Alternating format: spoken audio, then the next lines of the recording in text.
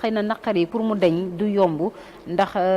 ñi la koy teg saay boo gëstoo da nga leen di gis te nga leen di gis te mënoo fajal sa bopp loolu day am benn sentiment boo xamante ni daf koy tout le temps di koy yee et cas bu mel ni moom ñi nekk dëkkee Kër Massar aussi pareil loolu la ñuy wax mooy le fameux major Kandji boobu ñuy évoqué tout le temps te ne ba léegi mu ngi ci biir brigade boobu noonu di servir ngay xëy di ko gis te mënoo ci moom dara tamit dafa metti mais par rapport au lenteur judiciaire professeur est-ce que mën nga xalaat que ni justice bi mën na bañ a am contrainte parce que je m'explique am na cas ku ci mel ni je pense que c'était Pape Mamadou non pas Pape Mamadou Seck mais je pense Ousmane Seck mi nu jiñoon sa affaire forces spéciales yi moom bi ñu ko joxee convocation pour mu wuy si le juge Maham Bari il a fallu un mois après pour moom mu soog a mën a déférer à la convocation et li tax mu yéex a ñëw moom nee na bi ñu ko joxee c'était presque la veille alors que un mois plus tôt lañ ko convoqué woon donc circuit bi mbir yi di jaar pour affaire yi mën a entrer dafa mel ni y a quelque part des gens qui veulent pas que les choses bougent en fait et face à cette situation qu'est-ce qu'il y a lieu de faire lan lañ war a def. xam nga lépp mu ni ma si procureur information judiciaire. su bëggee suba dossier bi ñu tijji ko teen ko tijji. ñu tijji benn information judiciaire les victimes sont là pour la plupart ñenn ñi xëy na yàlla suñu borom bi moom na leen mais ñi nga xam ne ñi ngi fi tey bu ñu tijjee benn information judiciaire dina leen enquêter donc ñoom aussi ñu commettre seen pool d'avocats les preuves sont là am nañ ko fi image yaa ngi fi lépp a ngi fi donc les victimes ñi ngi fi donc ñooñu tey bu ñu tijjee benn information yaakaar naa ne ñu entendre leen dossier bi dana mën a gaaw te loolu nag comme ni ñu ko waxee ministre de la justice daf si am part de responsabilité bu mag bu mu si war a mën a bay pour ñu tijji dossier bi justice dal di am les victimes aussi mën a xam ñan ñooy responsable yi ëllëg parce que kii ñi mu cité ñi nga xam ñi ngi si commissariat yi ñi ngi si brigade yi di exercer jusqu'à présent alors que ñi ngi doon def ay ñaawteef mais ñooñu mënu leen bàyyi noonu comme ça te victime bu ne mënoo déposer plainte individuellement donc il faut une plainte collective moo tax ma ne la foofu nag c'est le procureur qui doit surtout saisir donc sur ce dossier tu dis si benn information judiciaire su ko defee ñu entendre les victimes jéem a xool procès bi nan lañ koy organiser le plus rapidement possible. Alors Maty dem nañ ci journée des martyrs et des victimes. après est-ce que am na suivi est-ce que mi ngi am suivi wala benn célébration la woon boo xamante ne gars yi dañuy ñëw exposer seen ndax après am na yeneen jéego yoo xam ne moo ciy topp maanaam pour que yëf yi am suivi mu bañ a doon rek benn daje boo xam ne dañ fa daje woon ku ne wax loolu la métti après buñ fa jógee victimes yi continuer di porter les mêmes doléances. Bon en tout cas on pense vraiment que un après le 7. xaw ma kan waaye yow moom fusoon nga fa loolu da ci daje boobu. waaw daa mel ni de te pourtant nag sérieusement le discours que j'avais préparé bi waa mi duma bàyyi ma fenn j'ai même pas eu le temps de lire ça ndax comme li ñuy wax rek xam nga expérience bi gën mooy bi nga xamante ni donc ko dund et man j'ai vécu avec toutes ces femmes que j'avais énumérées ndax ñenn ñi dañ ma fa fekk si ñenn ñi dama leen fa fekk donc c'était quelque chose de lu ma dund quoi loo xam ne si man la bokk et on espère vraiment que Pape que benn après le 7 dina am ndax déjà gis nga Maïmouna Dièye bi ko Sonko mettre devant ses responsabilités et devant le public gis nga lim fa wax noonu yëpp donc li sànq kii di wax rek arobase ñu accordé ko la présomption de bonne foi en attendant que les choses se décantent parce que foog naa ni bi pa dina am ndax comme kii ni mu ko waxee mi commission boobu noonu nga xam ne mettre nañ ko en place man ali bi moom jàpp naa ne mënatul am ndax déjà am na benn cadre de concertation boo xamante ne ñun ñii ñëpp ñun les ex-détenus femmes ñi ngi fa ainsi que les hommes amit tam am na seen benn cadre de concertation boo xam ne donc tout ce qui est en rapport avec le dossier des victimes et ñi nga xamante ne ils ont besoin d'un suivi psychologique dañ koy jox ñu partager ko avec l'autorité compétente directement maintenant nag li ci des mooy xaar li ko war moom mu def ko et là aussi comme on dit rek may ko benn tànqal boo xamante ni su ko defee baax na su ko deful nag su boobaa nag ñu gën a yëgalaat voie bi ndax y a eu déjà une dizaine de morts après la sortie de prison on ne peut pas rester là tamit tout le temps di xaar que décès di am ñuy dem di jaale ji ak di faire dans l'indignation collective on peut éviter cela et les cas des blessés Pape foog naa ni keroog boo gisee ñoom les mutilés bi ñuy yéeg noonu sa yaram dafay dawoo fet nga xam ne ñii ils ont vraiment donné ndax li may wax rek koo xam ne bi ngay ñëw daanaka ñaari cër nga amoon yàlla sàkk la nga mot sëkk macha allah nga ñëw benn doomi aadama xañ la lii ba pare ñu ëlbatiku bëgg mettre sur la table une réconciliation loolu mënta ne ndax il faut que nit ñi xam d'abord ce qui s'est passé balaa ñoo mën a jàll ci leneen et pour loolu aussi j'espère vraiment que justice aussi surtout cela man dina mën a ubbi yenn dossiers yi en tout cas me concernant moi je vais essayer d'entrer en contact avec Maître Clédor comme ça du côté des femmes ndeke ñun Pape on a fait une cinquantaine xam nga loolu ah oui waaye ndeke jigéen ñi nekk woon benn 8 yi nga doon seen noonu si 2023 bi de 2021 à 2024 il y avait plus de 50 femmes yoo xamante ni ñi garde à vue lan yem ñi ñu am contrôle judiciaire et tout bon mais quand même loolu c'est plus de 50 femmes au-delà de Dakar même ci région yi également exactement même dans les régions donc voilà léegi dinañ xool à notre niveau ce que Maître Clédor va nous conseiller de faire sur recommandation du professeur comme ni ñu ko expliqué ni ñu xool comment on va introduire notre plainte tout en espérant que cette fois-ci dina am benn suite favorable parce que comme je l'ai dit rek man personnellement je vais porter plainte dans un autre dossier concernant mon agression devant les policiers de la cybersécurité mais plus d'1 an et quelques jusqu'au moment où on parle même je dirais non seulement plainte bi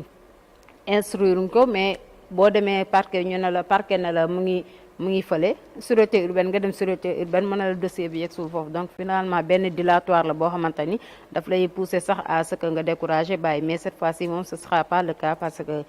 le mal est trop profond pour que ñuy abandonner wala ñi résigner wu à bañ a réclamer justice. plainte bi foo ko déposé woon parquet si boppam. j'ai déposé la plainte au parquet directement c'était en novembre 2024 et jusqu'à présent rien. mais am na soit transmis normalement. waaw ñoom loolu lan wax ñu ne ma am na benn soit transmis bu ñu jox sûreté urbaine et du tic au tac j'ai quitté le parquet pour aller à la sûreté urbaine ma dem foofu le secrétaire m'a carrément fait savoir que le dossier n'a pas encore atterri sur la table donc voilà faut voir avec votre avocat mu jéem a xool kii bi donc le dossier fi toll waaw alors léegi yéen lan mooy seen attente yéen victimes yi Aïssatou seen i attente après la journée du 7 décembre waay passé man responsable laa fu ma dëkk man maa fa jiite jigéen yi woote woon naa benn point de presse boo xamante ne tudd naa fa sama càmmin mooy son excellence Bassirou Diomaye ndax moom victime la ndax moom bokkoon na suñu ñi seeti yoon moom ak maître Fati bi ñu jàppee woon donc attente yu may xaar man personnellement dama ne tey sénégalais yi lu ñuy xaar ci moom parce que boo gisee tey ñu joxe 54% te mën naa ne nguur ji bi ñu koy jot dañ ko jotoon ci lu metti parce que ay cadavre la ñu traversé ba jot nguur ji sénégalais yëpp wóoruñu moo tax ma dama jàpp ne waru mun a def leneen lu dul ni ko Macky Sall naan dafa daan teg concam ci yeneen dossiers yi man nag kooku sama càmmiñ la ndax parti bi yëpp dama ne man moom laa gën a jege ci biir parti bi donc ma koy ñaan bu baax a baax parce que sénégalais yi loolu la ñuy xaare mooy justice parce que nit noo ko mënta jox dàmpaay mais bu xamee doomam bi lii moo ko rey loolu dafay doon lu am solo parce que dama bokk département ba Bignona boo xamante ni moo gën a subir ndax ñun la commune de Tangori ku ñuy naan Abdallah Diatta kooku bi ñu koy rey deret bi dafa doon walaax naanu ci nit ñi saret lañ ko yóbbee ñi gisi ay deret loolu mu doon loo xamante ne lu metti moo tax vraiment sama càmmin son excellence ma koy woo bu baax a baax surtout si dossier yi ñuy réclamer justice parce que lii ñaawte fi ñuy def nii mu bañ a amat. d'accord waaw man foofu laa koy xaare bu baax a baax. d'accord arobase yow tamit côté attente. waaw. mais tur bi nan la. gars yi arobase rek lañ xam ne. waaw Moussa Ba waaw d'accord. militant Pastef ok d'accord. élément de la GPS. waaw revendication je ne dirais même pas revendication mais attente yi côté ex-détenu vous me permettrez na dinaa wax tuuti ci politique mais revendication côté ex-détenu comme ni ma ko waxee woon tantôt rek. am na ñi nga xamante ne nii formation la ñu bëgg pour poursuivre seen i études donc ñooñu ñëpp c'est des demandeurs loolu bindoon nañ aussi ñi nga xamante ne nii dañu bëgg am financement ñun ñu ngi toll ci 808 personnes am na si ñoo xamante ne aussi tamit réinsertion la ñu bëgg te loolu yëpp je pense que bindoon nañ ko ba teg ko ci loxo président Ousmane Sonko et nous pensons que ni incha allah très bientôt les résultats vont tomber par ailleurs aussi tamit le président Ousmane Sonko wax na ni très bientôt incha allah dina remobiliser waat équipe bi dina commencé waat di def tournée politique bi ci biir dëkk bi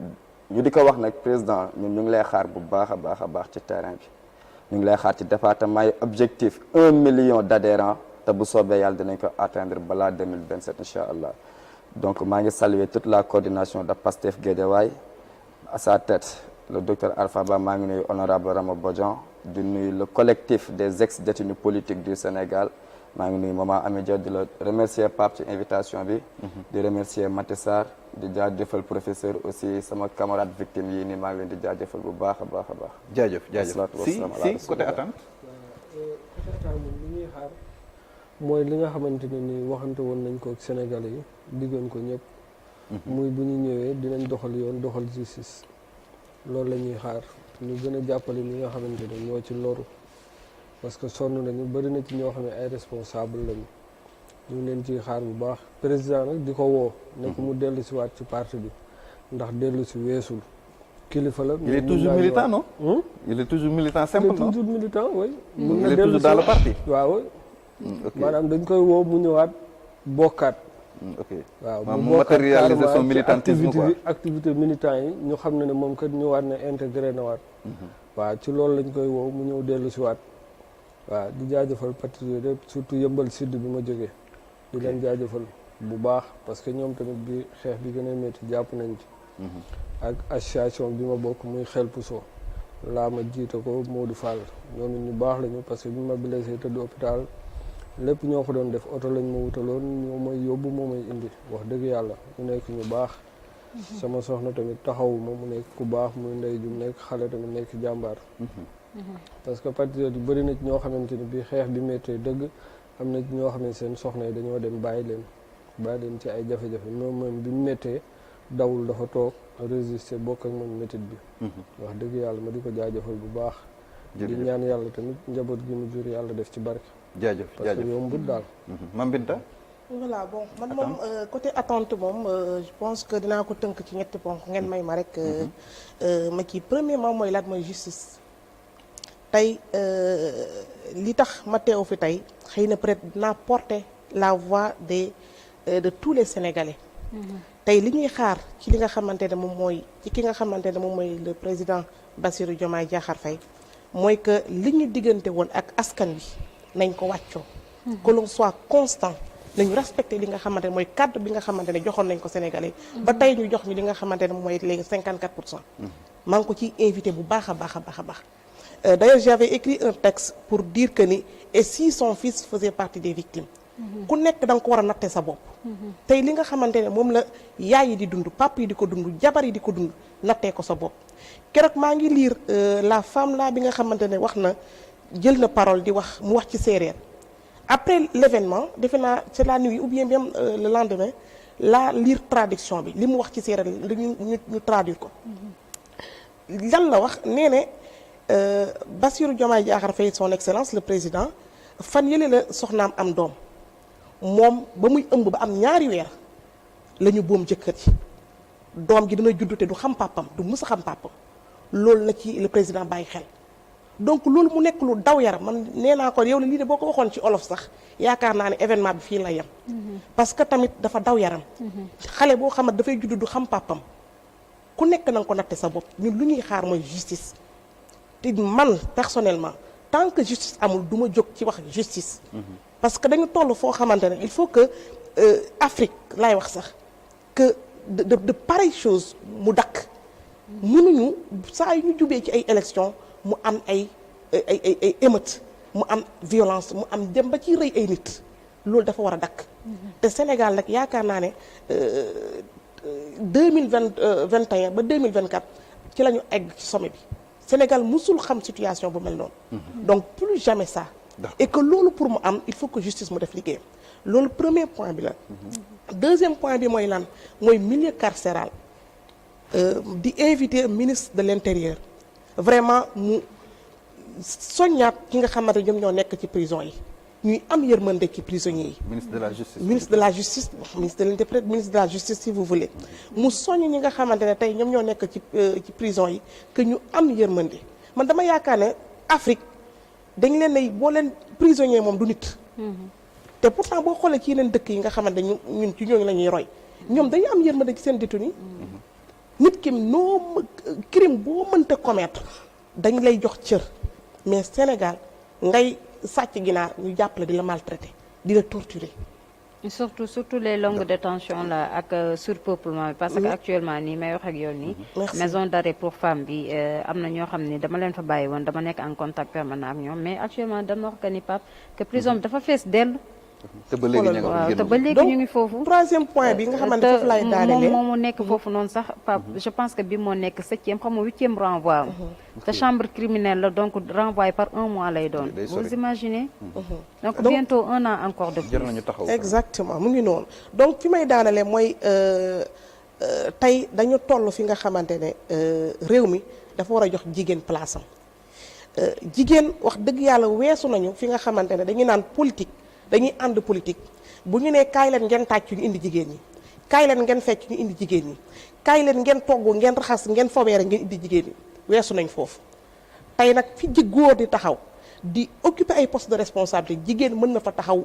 occuper poste de responsabilité yu ëpp li nga xamante moom la góor jigéen ñi dafa jot ñu jox leen seen gëdd ci li nga xamante ne moom mooy gouvernement bi jigéen ñi dafa jot ñu jox leen seen gëdd ci li nga xamante ne moom mooy collectivité locale yi donc foofu laay daanelee vraiment ñu xoolaat bu baax a baax suñu politique yi ñuy tëral ba ñu ciy léser un peu les femmes te loolu wax dëgg yàlla war nañ ci wax dëgg yàlla suñu gouvernement war nañ ci taxawaat bu baax a baax. d'accord professeur yow tam ñu bàyyi la nga tàggatoo. waaw man si ñetti ponk laa koy résumé laa koy tënk bi si njëkk mooy justice parce que man loolu moo ma soxal dama ne mënu ñoom ay victimes ay ex-détenus nekk fi ñu ne justice du am te justice boobu mën ngeen ko sàkku si biir réew mi mën ngeen ko sàkku si bitim réew parce que ces actes de torture traitement inhumain dégradant yooyu tey defe naa ne même convention internationale da ko dax ñaareel bi mooy réparation parce que dinañ yàqal lu bëri ay famille tas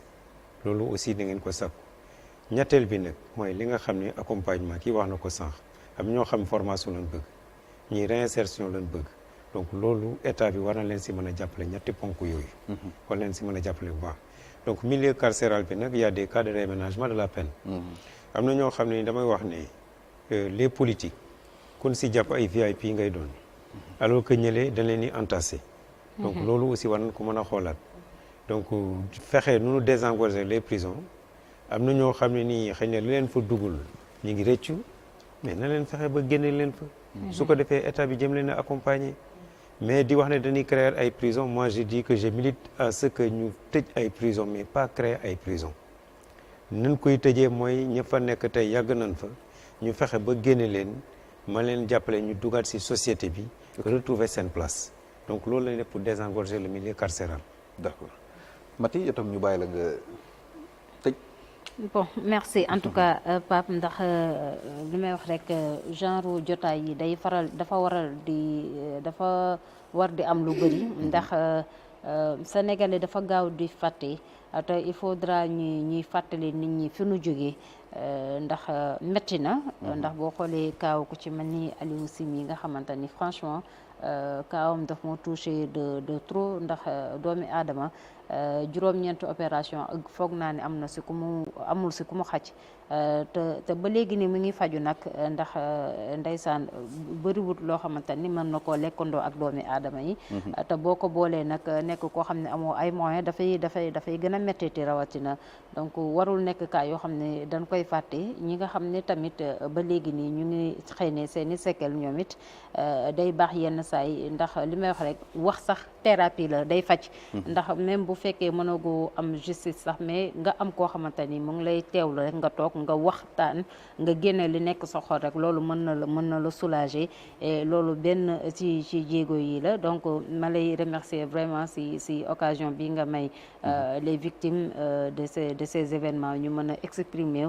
mën a gën a xamale sénégalais yi li ñu dund ndax du li may wax rek détenus yi nekkul ñi nga xam ni ñoom ñoo siiw rek mooy ñi nga xam ni mais am na ñoo xamante ni li ñuy dund seen biir buñ toogoon ci télé bi tey fii di ko wax da nga naan musuma xalaat que ni genre yi ni am na ci donc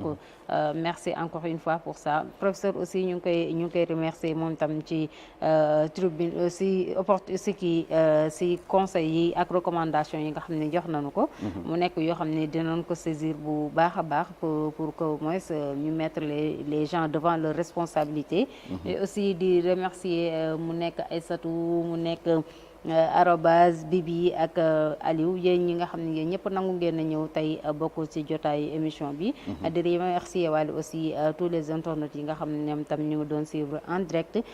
di nuyu waale tamit ñu nekk ca prison maison d'arrêt pour femmes ba sama xel dem na ci Khady Mané ak ki nga xam ne mooy Fatou Faye nga xam ne moment bii ni ñun rek la ñuy déglu donc maa ngi leen di nuyu yéen tam bu baax a baax di nuyu waale seen waa chambre yi et voilà ñu joxante dig daje rek ba beneen yoon incha allah. jërëjëf ñun tam ñu ngi nuyuwaal bu baax a wax waa Mafa maison d'arrêt pour femmes bu Liberté 6 suñu sœurs yi nekk foofu noonu. waaye tamit waa Rufisque tamit fàttewuñu leen ak quartier pour femmes yi nekk ci maison d'arrêt et de correction yëpp fàttewuñu leen. donc merci beaucoup Mati Sarnia merci beaucoup Moussa Ba Aérobar merci beaucoup également Aïssatou Sané merci beaucoup monsieur Sy merci beaucoup Mame Binta professeur yow tamit ñu ngi lay jaajëfal maa ngi remercier wala Thioro également ci coordination bi ndax jàpp na ci bu baax a baax donc ñi ngi xaar troisième vague bi mardi prochain inchallah di gërëmaale équipe technique bi yëpp sous la houlette de Charles René Fall di ñaanal suñu grand Pape Sané mardi bii di ñëw nag fekk mu dellusiwaat ci ñun dellusiwaat ci liggéey bi dellusiwaat ci njabootam yàlla na ko yàlla def jaa ngeen jëf